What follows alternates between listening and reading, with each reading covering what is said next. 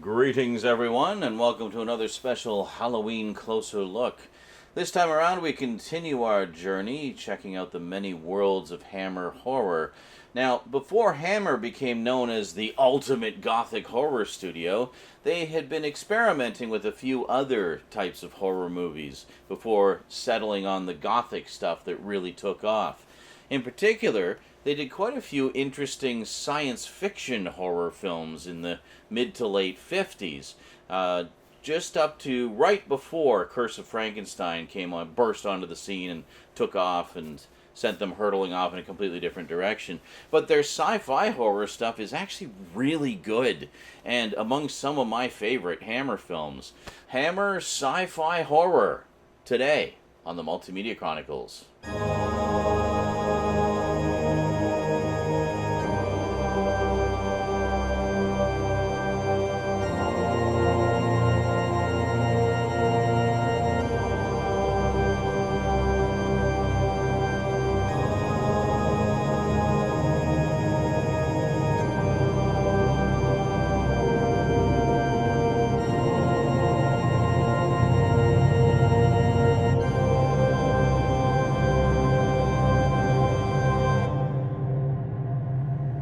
Welcome back.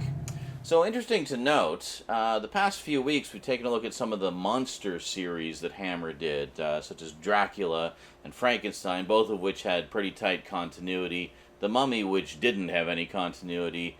But in their sci-fi horror era, they actually did a trilogy of films based on an old BBC serial, which is quite good and has, fair amount of continuity between them, at least in that it has a character that continues across the three of them.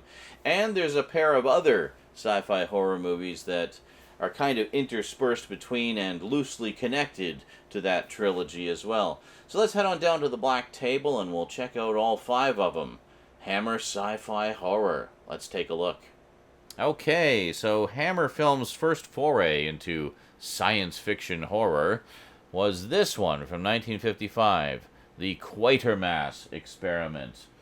The Quatermass Xperiment was actually based on a BBC serial from a couple of years earlier, which sadly they only recorded the first two episodes. That was a 6-part serial. There was 3 of them, as you can see here. But for whatever reason, this was one of the first things that the BBC did for science fiction as well, for television. And most television was done live at the time. And this one, they decided to experiment with recording the live broadcasts. So they recorded the first 2 of the 6 episodes that they did. The powers that be decided the quality wasn't good enough to continue, so they didn't record the last 4. So it's not that the last 4 episodes are lost, it's that they were never recorded in the first place. They only ever went out live that one time in, 1953, I think. Yeah, 1953. So, anyway, 2 years later, Hammer put out this movie adaptation. Now, this isn't like an edited down version of the BBC miniseries or anything like that. No, this is like a whole remake based on the original script and cut down to about 90 minutes. The original miniseries was 6 half-hour episodes, so it would have been about 2.5 hours all told. So, this is quite a shorter version of the original story, but very good, very tense and scary. So there we go. Very good stuff. So this one is from Kino Lorber, and I'll just quickly show you here. And we've got, look at all these extra posters they threw in. Isn't that nice? Yeah, very cool actually. Some of which, The Creeping Unknown. That's right. That was the alternate title. That was the U.S. title, but the original title was, of course, the Quatermass Experiment, to match the original BBC serial title. But there's a reason I mentioned this so much in this particular closer look, which we'll get to over the course of it. Well, which should become self-evident over the course of it. So in terms of extras, we've actually got quite a nice selection of extras here. We have an on-camera interview with legendary director John Carpenter. Yes, John Carpenter's a fan of this. I am not at all surprised. It's totally something I would expect to be his cup of tea. The Quatermass Experiment, From Reality to Fiction featurette. The Quatermass Experiment, Comparing the Versions featurette. On-camera Val Guest interview by Hammer film historian Marcus Hearn. Audio commentary by director Val Guest and Marcus Hearn. Trailers from Hell with Ernest Dickerson. The original theatrical trailer, and the alternate main title. I think that's the alternate main title that has the U.S. title of The Creeping Unknown. So, yeah, really good stuff. Love the Quatermass stories. So next up, from 1957, we have The Abominable Snowman of the Himalayas. Yeah, so you might think, like, well, why didn't you put this in with the other monsters one? Well, basically because this actually feels more like a Quatermass story, to be perfectly honest. It's more about the humans looking for the Abominable Snowman than about the Abominable Snowman itself. It's quite a tight and effective thriller that I really enjoyed a lot. Very character-driven, very dialogue-driven, a lot of moral questions raised, and it's really, really good stuff. And stars Peter Cushing, so how can you go wrong? But yeah, this one's really, really good. I like this one a lot. Basically because for me it was reminiscent of that old-style science fiction horror that was a little more intellectual than about, rampaging monsters and whatnot. Essentially, if you like the Quatermass movies and sort of that style of sci-fi horror, you'll probably like this too.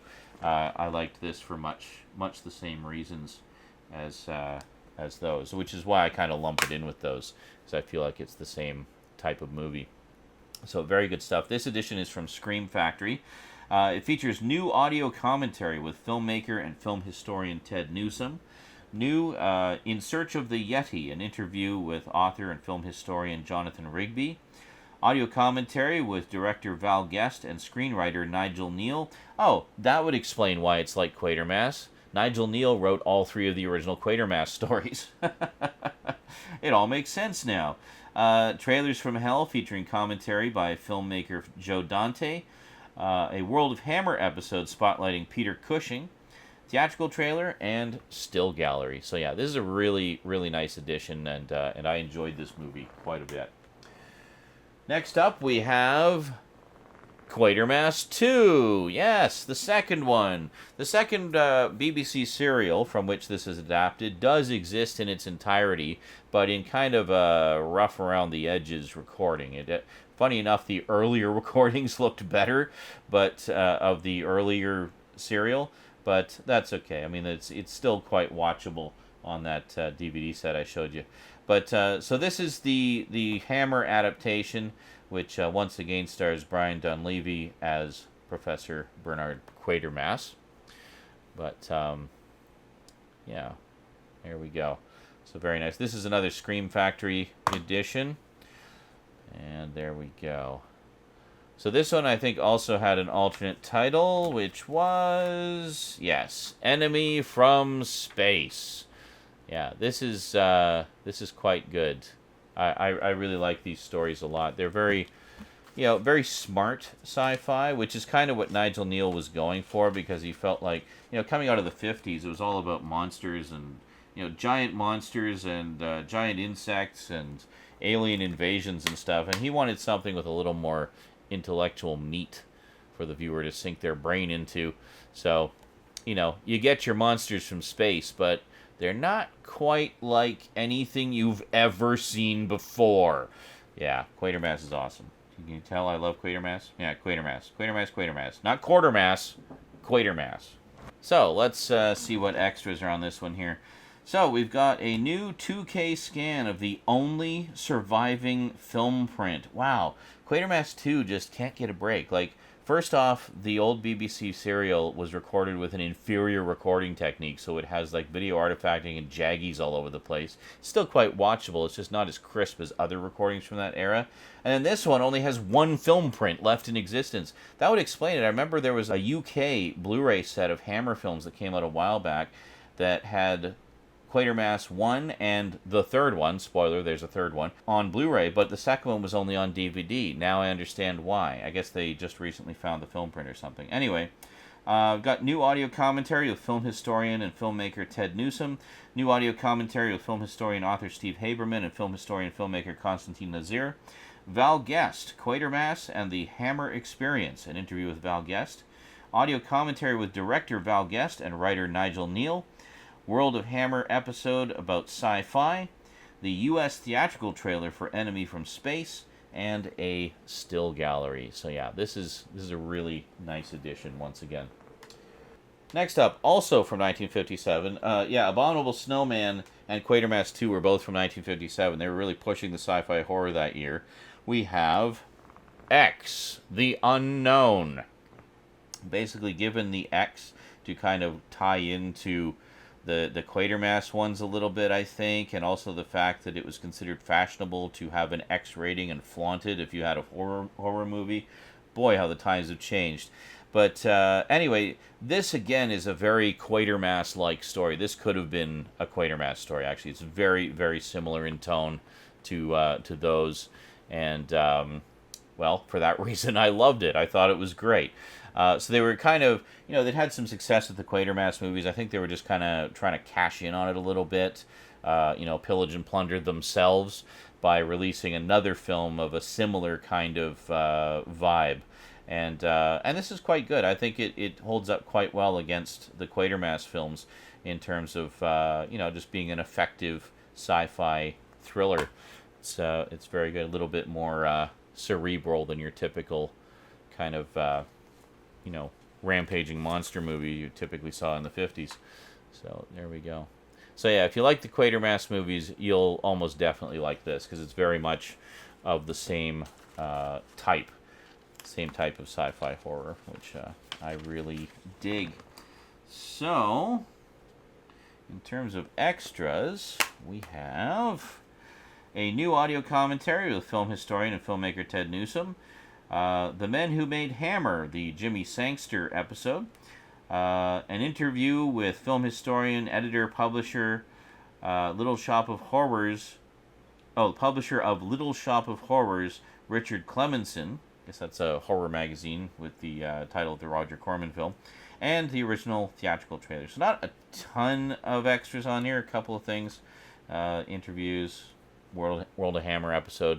Not a lot of stuff that seems to be terribly specific to the movie, but other than the audio commentary, obviously. So yeah, anyway, good stuff. If you like the Quatermass movies, you'll definitely like this too. And finally, last but most certainly not least, from 1967, surprise, surprise, another Quatermass movie. This is Quatermass and the Pit. This was the first of the Quatermass films to be done in full color. The other two were in black and white. And also notable in it, we have a nice high quality source for this. We also have a nice high quality source for the third original BBC miniseries. All the miniseries were 6 episodes, by the way, 6 half-hour episodes. The movies typically run about an hour and a half, but give you all the major plot points. They're basically the same story, just truncated, obviously, for the movies. This was the first Quatermass thing I ever saw, and I was just blown away by it. I thought it was fantastic, genuinely chilling in places, and just really, really smart and well done. Some very clever effects and set design and whatnot too. It's just really, really good. Andrew Keir, I think, is the best movie Quatermass. He's way better than Brian Donlevy. But anyway, great film. Really enjoy it. Love the originals too. I did like a sort of Quatermass-a-thon a while back and just watched everything I have of it and loved it. And the U.S. title for this one was 5 Million Years to Earth. That's actually a pretty rad poster. I like that one. It's very nice. I think the only reason I don't use it is because, well, I want the original title there. And, we've got some different pictures on the back there as well for the different covers, which is quite nice. So, yeah, these last two Quatermass movies have been highly sought after on Blu-ray for a very, very long time. And it was great that Scream Factory was able to get their hands on them for the Hammer library. A lot of people consider Quatermass to be kind of a prototype Doctor Who, so if you're kind of looking for the origins of Doctor Who, at least in part, you'll find that in Quatermass. If you're a fan at all of the Third Doctor, John Pertwee, and his era, this will be very familiar to you. In fact, the first couple seasons of the Third Doctor's era were pretty clearly inspired by Quatermass. They very much have the same kind of vibe to them. Anyway, special features. We've got new audio commentary with film historian Bruce G. Hallenbeck, new audio commentary with filmmaker Konstantin Nazir and film historian and writer Steve Haberman, audio commentary by director Roy Ward Baker and writer Nigel Neal, interviews with Judith Kerr, Julian Glover, Mark Gatiss, Joe Dante, Kim Newman, and Marcus Hearn, the World of Hammer episode on sci-fi again, theatrical trailers, TV spots, alternate U.S. credits, and still gallery. And there you go. So, very, very nice edition of what I think a lot of people consider to be the best of the Quatermass stories. Certainly one of the scariest, I think. It's very, very good stuff. So, if you want to have yourself a little sci-fi horror section of Hammer stuff, it might look a little something like that on your shelf. Very, very nice indeed. Yeah, I highly recommend all of these. I enjoyed them all a great deal. And that's kind of how they would look standing up on your shelf there. There you go. Alrighty. Sci-fi horror, Hammer style. And there you go. Yeah, so the Quatermass series is something I definitely want to dive a little more deeply into in some future videos. A lot of people consider it to be a precursor to Doctor Who. Shares a lot of similarities, as I mentioned in the Closer Look segment there. In particular with 70s era Doctor Who, like the John Pertwee era, seems to borrow a lot from Quatermass, and Quatermass seemed to inspire a lot of that era of Doctor Who. But yeah, it's great stuff. It's great stuff. I love it. So yeah, one of these days I'll sit down and go in depth with Quatermass, maybe just kind of story arc by story arc, and we'll take it one at a time and do a nice deep dive. But there's still a couple things I need for the Quatermass library before I really want to do that. So, well, actually, specifically, there's one. I need the last Quatermass miniseries, and then I'll have everything. But, you know, one of these days. Anyway, in the meantime, if you'd like to add any of those Blu-rays to your collection, you will find Amazon links in the description down below. Now, as always, thank you to everyone who uses my Amazon links, because I do get a little kickback for that, which does help to support the show, and I really appreciate the support. Yeah, so that's it for this time around. Hope you enjoyed. Thank you very much for watching. Big thanks to my Patreon sponsors. Be sure to catch me on Twitch. I stream just about every day, and I will see you next time. Until then, sayonara.